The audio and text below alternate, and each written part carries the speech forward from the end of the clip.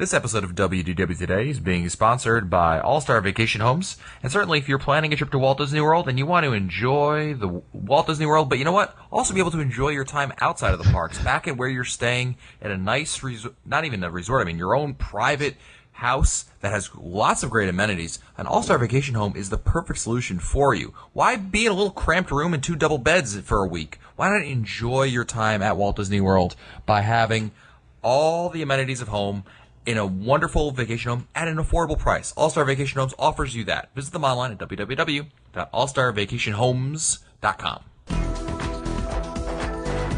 This is Walt Disney World Today. Give us 5 minutes and we'll give you the world. It's Friday, May 8th, 2009, and this is episode 562 of WDW Today. I'm Matt Hochberg of StudioCentral.com. Joining me on today's show is, Len is not here, is Mike Scopa of a senior feature writer and blogger, allears.net. Welcome, Mike. Hey, Matt. You guys have been unplugged. Oh, that's Food Rocks. Whoa, very good. Oh. I can hear it in my Mouse World radio right now.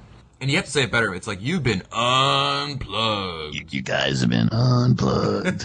Food Rapper. Food Rapper, that's right. Also joining us on today's show is Mike Newell of Mouse World Radio. Welcome back, Mike. You know, I almost got arrested trying to capture that track. Really? Food Rock. Yeah, I got in trouble for that. Try to put the bite on you, huh? Oh. Len is, measuring Pillow Fall Venus in Disneyland. Somebody's got to do it, right? So, joining us on today's show is Annette Owens, a manager of customer relations and group services for MEI and Mouse Fan Travel. How are you, Annette? Just fine. You made me sound like I'm like second fiddle to Lynn, though. Thanks. Well, you know. We love you. I called in from Disneyland. That's true. Ooh. On the live show. That's true. You're our favorite. Don't let anyone tell you otherwise. Not that she's bitter. So on today's show, we're going to be talking about character meals at the parks. There's quite a bit's changed in the parks recently. We thought we would cover the topic once more. And, character meals are probably one of the more popular meals that guests tend to go for. Wouldn't you say, Annette? Oh, definitely. You're taking those kids. It's a lot easier to go see the characters in a relaxed atmosphere than standing in line. No, they're not. Yeah, Newell hates them. But, Not if you're hungry. Yeah. Character meals really have an advantage because, like Annette mentioned, not only do you get to eat, obviously, but you get access to characters without the huge line. You get to stay in your table, and they come to you, which is kind of nice. So, Scopa, when we're talking about character meals, there's a few different kinds of character meals. Why don't you tell our listeners quickly about the different types of character meals that are offered? Thanks. Well... Wait, here comes the bus. Wait. Throw him under the bus. Yeah, I was going to say... Well, for the most part, the ones that most people know are the buffet styles, and those are the ones that you would find at Crystal Palace, 1900 Park Fair, places like that. Then you have the family-style ones, which I believe would be Ohana for breakfast and Liberty Tree Tavern. I can't think. Can you think of some others, Matt, that would be family-style? I'm trying to think. I thought Cape May, but that's traditional. Princess Storybook is family style. That's right, in Norway. That's a good point. In Norway. But Liberty Tree doesn't have the characters anymore. That's right, they got rid of them. Oh, great, I'm going back now. And, of course, you also have the pre-plated meals, Mike, which are the ones where you get, you order something off a menu. And yeah. A long time ago, they had that at Artist Point at the Wilderness Lodge. It was breakfast with Pocahontas and friends. Really? A long time ago. I remember it was pretty funny because I was there with my family and we were there for a long breakfast. And Pocahontas came over with Miko, and she looked at us. It was like the 5th time, and she said, "I'm sorry, but I have to make the rounds every once in a while." I said, "It's okay, Pocahontas. Come over whenever you want to see us." Well, let's talk about the different character buffets or character meals rather that are available. And let's start out, Mike. You mentioned the Crystal Palace at the top of the show. Let's talk about that one. It's of course located in the Magic Kingdom on Main Street, USA. It's got those huge glass windows over there, and it features Winnie the Pooh and Friends. So let's talk about Crystal Palace here. Well, Crystal Palace has a lot to offer because they have two huge like most of the buffets down there. They have two sides. You go to either side, and they have the salads, and they have the main entrees. They have meat and fish, and plenty of salads, like I said. And then they also have a children's section, which is very nice. You can get children goodies like the chicken tenders and things like that. They also have a nice area for desserts, a very nice area for desserts and ice cream. It's very popular. It's very noisy. It's very busy, and it's very expensive. Yes, I was actually had an opportunity. The last time I ate at Crystal Palace was with one of our listeners, Abby, and her family, and I was there for dinner, and it is very expensive. But I was actually kind of surprised how good the food was there, at least for dinner. I felt that the variety of food was rather nice. I mean, I always like a good variety. The more variety, the better, in my opinion. And I really enjoyed it. But like you said, Mike, you are paying a premium, to say the least. And this is not one of the meals where you're gonna, get some value necessarily. Although it's probably a good meal to use the dining plan on, because in that, I believe Crystal Palace is one dining credit, right? Right. And I was going to say a great tip for this is if you want to experience it, maybe without the dining plan, brunch is an awesome thing here because you can go and get breakfast and they change over to lunch and you get the lunch menu. You get a little added switch over there, so you can go from get your eggs and then move into to lunch. So nice. That's a great tip. Let's move on to Cinderella's Royal Table, which is located in Fantasyland. It's in the castle. It's kind of hard to miss. You get to it kind of if you go to the back of the castle. That's usually where most people associate with the entrance to it. And here you get to meet Cinderella and some of her buddies, I guess, the mice and all the little characters that are associated with the film here, the fairy godmother. What are Cinderella's Royal Tables is something that we've talked about many times on this show, and we have varying degrees of opinions on them, mostly bad. To preface this also, we should mention that Cinderella's Royal Table requires 2 dining service credits, or more specifically, if you're paying with cash, you have to get this package deal where you're required to get these photos of your family, it's the photo package, and again, the price is fixed, it's a fixed price, set meal, so it's definitely not cheap. And, one thing I don't like about it is the fact that they force you into this package where you have to get the photo. Because obviously you're paying for the photo, regardless of how much the photo actually costs. But I mean, Disney claims that it all costs about $29.95 for the photo value, the value of the photo package. But I just don't. To me, I don't need it. I don't want it. If I want photos, I'll buy them through PhotoPass. But I don't like that kind of setup to begin with. Never mind that the food is very expensive over there. Matt, do we know? I know that prior to that, Cinderella's Round Table was very, very, very popular, and it was almost next to impossible to get a reservation there. People would call immediately up, 7 o'clock in the morning every day, trying to get a reservation. Do we know how popular, or do we know if this new deal with? Well, it's not necessarily new, but the way that they've arranged it now, do we know if that has affected the popularity of this meal? That's a good question. And that you might have some more insight into this. I remember, Mike, what you're talking about. I remember a couple of years ago. I mean, it was the ticket to get. And I think Disney kept on adjusting the price. And by adjusting, I mean raising the price. And now, dinner is $42.99 for an adult. $26.99 for a child. So, you're talking $42.99. Let's put this in perspective. That's like a ticket to, a hard ticket at the Magic Kingdom. $42.99, basically. With the way the tickets are now. But Annette, what's been your experience? Is Cinderella's Royal Table still the hard ticket that Mike was describing, or has it kind of relaxed a little bit because of the prices, or perhaps another reason? It hasn't relaxed any at all. It's still hard to get because you have so many people using the dining plan, and they don't have to pay in full. Mm-hmm. They have to do a credit card guarantee. So they're able to go on and make those reservations. This in Canada, right up there. You better be calling 7 a.m. Prior to 7 a.m. It's still hard to get in. That's good. Yeah, it's. Everybody wants to say they've eaten there. Yeah, for us that have done it, we've done it. I've never eaten here before, and it's mostly on principle. Newell, have you eaten at Cinderella's Royal Table? No, I don't think I've ever been there. Yeah, I haven't been there either. I had breakfast. No? That was great. Breakfast was okay. I said great, but okay. I like to choose my food. I think that's my problem. I want to pick what I want to eat. Right. picky. I don't want my blueberries touching my eggs, that kind of thing. Yeah. But I liked it before. I did dinner there. We used to go and do dessert there and watch fireworks from the castle. You can't do that anymore. You have to get the dinner package. So the food was good, considering, but it was, we went for dessert.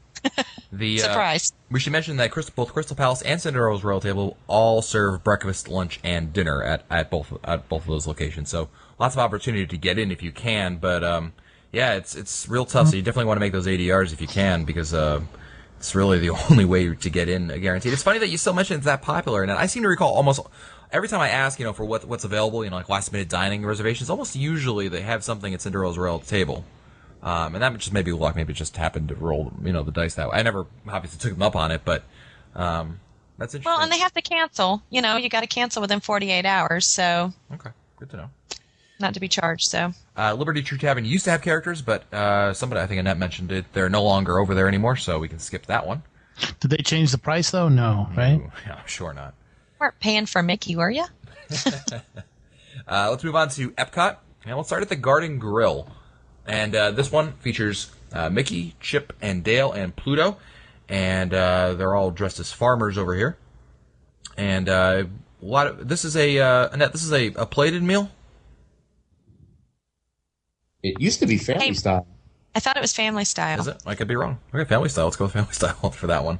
The thing was, I remember I heard talking about old times. I remember Garden Grill being one of the better values around Walt Disney World, but I felt like the food in the last couple of years has really gone down in terms of quality and what they offer over there. And now it's just somewhere that I'd rather eat at Nine Dragons than at the Garden Grill. What? What? I don't know. What do you guys think of the Garden Grill? What's your thoughts? I've just heard nothing but bad things in the last few years. I agree, Matt. I mean, it was very good about 10 years ago, and then about 4 or 5 years ago, they changed it to elegant dining. They went from the family style to ordering off the menu. And I remember talking with a couple of the servers there and even the manager and saying, "What are you doing?" "Well, we want to make it elegant dining, blah, blah, blah." They would try, and then they tried to do the same thing with Ohana, and then they immediately went back to it. They used to have the hitching thing there too, a rehitching where you could sort of do your vows over. And I agree, Matt. I think that the quality of the food, let me see, they had flank steak, they had popcorn, catfish, and I forget what else they had. It was very good. Like I said, 10 years ago. Now, I'd say it's dropped down at least a notch from what it used to be. Newell, have you eaten at the Garden Grill? Not since they went elegant dining. I used to go before. It was one of the few places that and I loved it, but the characters were just a little too much. My favorite thing about the Garden Grill is the people who complain about getting nauseous on it, because it technically does move at spins. 1 mile an hour. It does spin. Yeah. And there's always a story somewhere if you Google it, the grill, a Garden Grill nauseous or something, motion sickness. There's always someone who complains about it. And wow. Yeah. And now you can get a decent meal downstairs in sunshine season. So, I mean, to me, it's a better deal to go downstairs. Yeah, I agree. At the Garden Grill, they only serve dinner right now. They discontinued lunch at the end of 2008, so it's just dinner at this point over there. Going back to some of the more popular places, let's head over to the Princess Storybook Dining in Norway, which is located in the Norway Pavilion in World Showcase of Epcot. And this one started out, I remember years ago, no one went to Norway at all to eat. And then they said, well, let's throw the princesses in there, because obviously they were so popular with Cinderella's Royal Table and everything. And now it's gone from just breakfast over there. I believe they do it all day long now, right? Yes, I believe they do. I've had breakfast and lunch there. I mean, I obviously I go there for research. I don't go there for the princesses, but No. I go there for the research. Yeah. You are a man of high principles and character, Mike. You are a man of big lies, man. Goes in and goes, only Belle. Only send Belle. That's right. That's right. You can meet a lot of the princesses: Belle, Jasmine, Snow White, Sleeping Beauty, Mary Poppins. These are some of the characters that usually show up over there. Annette, what are your thoughts on this one? I actually like this one better than over in Cinderella. You get a better variety of princesses. Mm-hmm. And, I've only been for breakfast, and I thought the breakfast was really good. There's more room here. So where you can only get about 100 people in Magic Kingdom, over here you're going to get more people in this restaurant, so you stand a better chance of getting in here. Now, we should explain. Go ahead. I'm sorry, Annette. Go ahead. No, go on. I was going to explain how lunch works. The last couple times I've been there for lunch, it's very different than any other character meal. Okay. You can go up to the cold salad buffet and take whatever you want from there, and then you choose from 5 or 6 entrees, which they will deliver to your table. And then I believe for dessert, they bring you a tray that has all the desserts on it and put it on your table. And then everybody shares. I think that's how it's run now. Okay, interesting. We should check that out. Research trip. Now, Annette, this is it's officially called Akershus Royal Banquet Hall. The Princess Storybook Dining. This is a 1 table service credit still. Still, Yeah, just so, one. Yeah, again, so this is a great alternative if you're looking. I mean, the Cinderella's Royal Table is the one everyone thinks of, but obviously this one's much cheaper if you're paying cash, and if you're on the dining plan, it's only 1 table service credit, so it's a good value for that one. Because it's kind of more on the expensive side. I mean, for dinner you're looking at $35.99 for an adult, $20 for kids. So Wow. still expensive, but if you're on the dining plan, it's a great value because you're going to really maximize what you're going to get over there. And Right, again, and I would not wait when it comes to making your ADRs. Just like Cinderella, I'd go on and do this one. There's very few places you're going to get princess time. yeah, you're right So about that. Yeah. you want to make sure you get those ADRs in. Princess time. Yeah. Nice, Newell. Yeah, I mean, when it first came out, when they first did Princess Dining over here, it was kind of still like a secret almost. Like, hey, did you know they're actually doing it here? But I think the word is definitely out on this place now, and everyone basically knows about this. Let's move to Disney's Hollywood Studios, where you have the Playhouse Disney's Play and Dine at Hollywood and Vine. That's for breakfast and lunch. Dinner is a regular buffet. There is no character meals there. And for breakfast and lunch, they have Jojo and Goliath from JoJo Circus and June and Leo from the Little Einsteins. And these are obviously a meal that's aimed at kids. I've been here for breakfast I brought my 2.5-year-old niece, and she loved it. Let's talk about, there's kind of 2 sides of this, with the character dining at least. I find that the selection of food was pretty good, about what I think is tolerable for a character meal, certainly. And, I kind of enjoyed it. There's one thing that's interesting is, like at the Crystal Palace, you guys remember at the Crystal Palace when, every 20 minutes or so they'll do, the Winnie the Pooh characters will, kind of spontaneously parade around. And, at Playhouse Disney, they do something a little bit different than that. It's more like a dance party is what breaks out. They invite all the kids to the center of the area and they start dancing, really. And the kids will love it, I mean, for sure. And it's actually good for the adults because no one actually pulls them into the line. So, Newell, that's good for you. Although if you're there, they don't have to, you don't have to worry about being compelled to go dance in the dance floor. I don't have to worry about going there. Okay. Annette, what kind of a response do you get from your clients who have kids? And do people request this place? Is this somewhere that becomes hard to get because kids like it? We definitely mention it to all of our clients that have preschoolers because that they're watching these shows and, one-on-one time, they're not necessarily going to get it when they go back to Playhouse Disney, back to the show. So this gives them a chance to actually get their pictures taken with some of their favorite characters. For those grandparents that are going along, I have to, just warn them. It's a lot of little people. Yeah, no, it's definitely aimed at toddlers. And, if you do have preschoolers, like Annette mentioned, I mean, it's going to be the perfect place for you because certainly, like Annette said, I know that all the preschoolers will watch all the stuff on Playhouse Disney on the Disney Channel, so... let's move to Disney's Animal Kingdom, and Tusker House for breakfast has a character breakfast called Donald's Safari Breakfast. It's located in Tusker House and features Donald, Daisy, Goofy, and Mickey. And I have not experienced this breakfast. Has anyone here experienced this breakfast yet? So that took over from Breakfastosaurus? Right, exactly. No, I haven't done been checked out yet. Yeah, I haven't heard. I love Tusker House for lunch and dinner, but I have not been able to get over here for Tusker House for the character meals. Perhaps one of our listeners, Mike, I'm going to go on a limb here and say you have not eaten here yet. Research trip. There we go. There you go. But I've got to say, Donald, Daisy, you don't get Daisy out there too often. So So if you're a big Daisy fan, perfect for you. Daisy fan. Yeah. Let's move on to the resorts. Cape May Cafe, and this is. I was just going to say, I mean, they only have the character meal for breakfast, if I'm not mistaken. Right. And for breakfast, it's not bad. I agree with you. The rest of the meals, I would not step foot in there. I'm not a big fan of their menu. for lunch and dinner, but I do like their breakfast. I mean, it's your traditional breakfast. Cape May is one of the easy places to get last-minute reservations for. So if you're looking for a character meal and you plan this trip, like a week before because maybe you found some great airfare or a ding on Southwest or whatever it may be, I mean, Cape May Cafe is probably going to be your best choice to get. Probably Tusker House would be a close second, I'd imagine now. But Cape May Cafe is always easy to get to. It's at the Beach Club? Beach Club. Beach Club, yeah. And I've got to second that. I think, for a good breakfast, lots of fruit, lots of offerings for breakfast. I thought it was really good. Not a fan of lunch and dinner there, but I love the breakfast there. Cool. Let's move on to Chef Mickey's Mike Scopa's favorite at the Contemporary Resort. And this features Chef Mickey, Chip Dale, and Chef Goofy.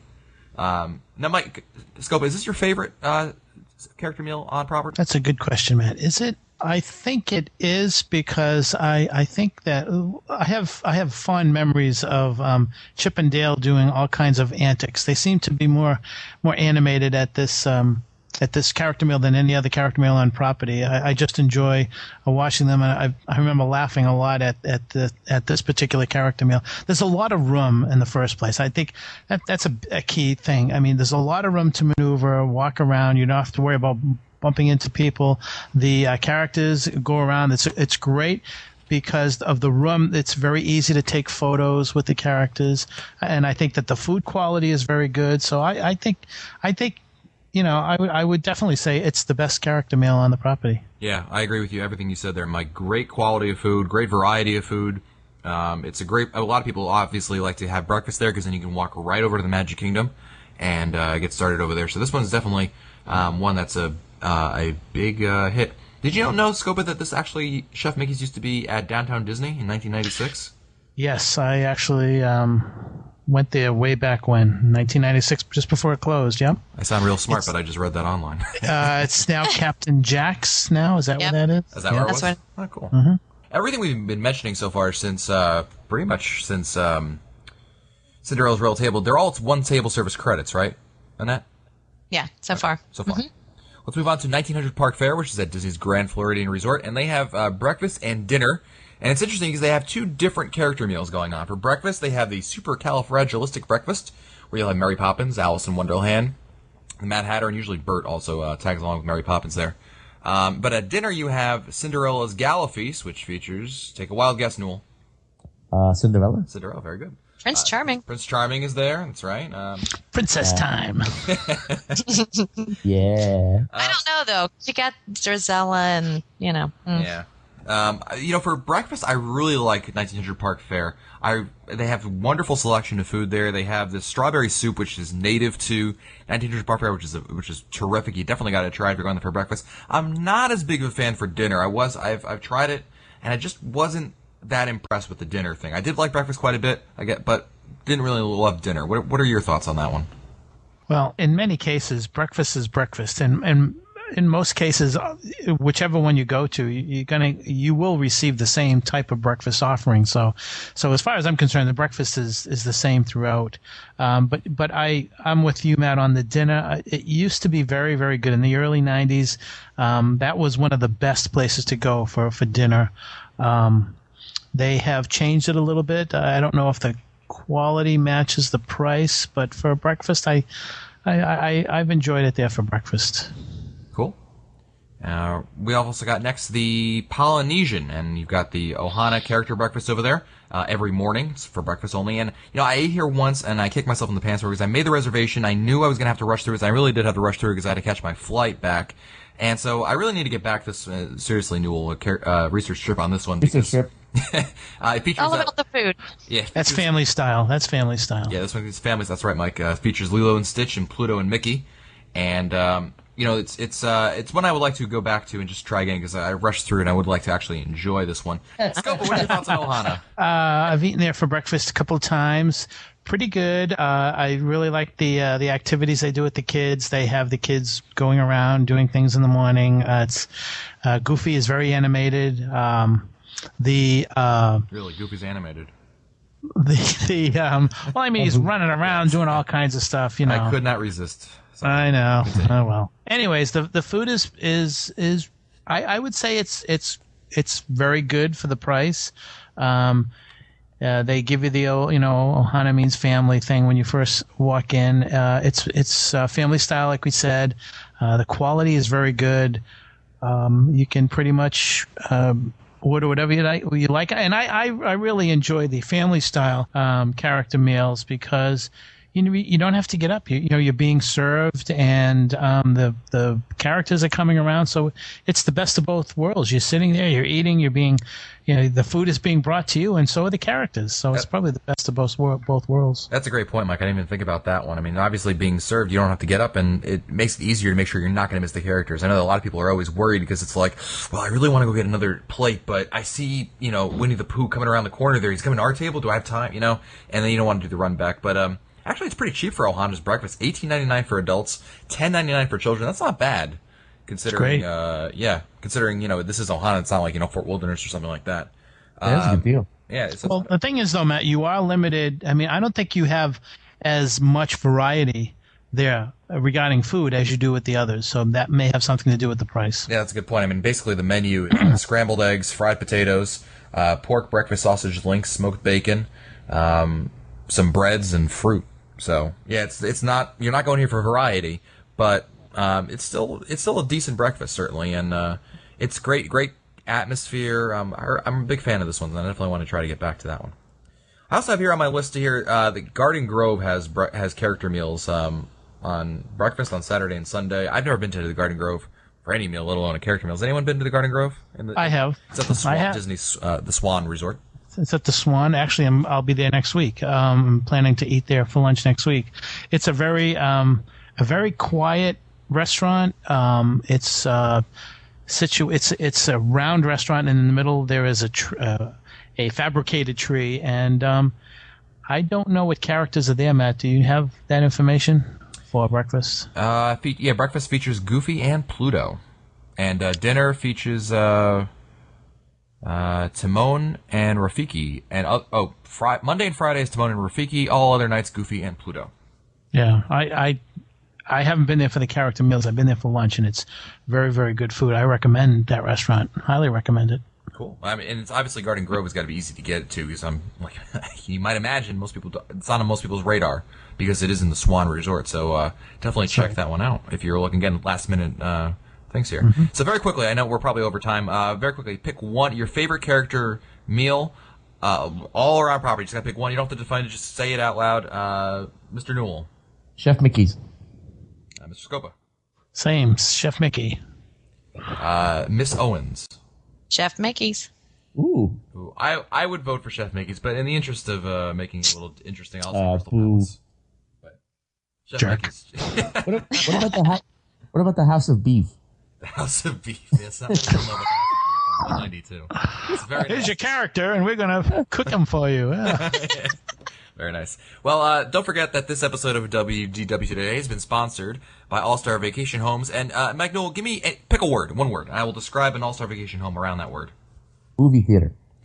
Okay, well that was easy. Gee, that's a tough one. One of the things they do have, and I gotta show you this picture after we get off this call, Mike. They have amazing movie theaters in these rooms. Now, when I'm not talking movie theater, you're thinking just a couch or something. I mean, this is a real movie theater. Insulated walls, huge screen, projector, the whole shebang. I mean, it's like having your own little movie theater there. So it's great. You can not only watch movies, perhaps it rains, perhaps you just need to take a night off and relax a little bit. It's not just popping in a DVD. It's having an experience at your own All-Star Vacation Home, and a movie theater is just one of many great amenities that an All-Star Vacation Home has. Check them out. Visit them online at allstarvacationhomes.com. To find our older episodes, read our show notes, or send us your comments, visit the WDW Today website, wdwtoday.com. For Lancaster, Mike Scopa, Mike Newell, and the fabulous Lynn Owens, I'm Matt Hochberg. We'll see you on the next show.